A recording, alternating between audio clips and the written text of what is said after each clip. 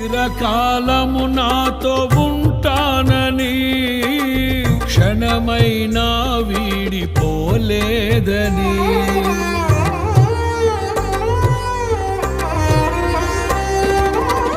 నీలో నన్ను చేర్చుకున్నావని తండ్రితో ఏకమై ఉన్నామని ఆనందగానము నే పాడనా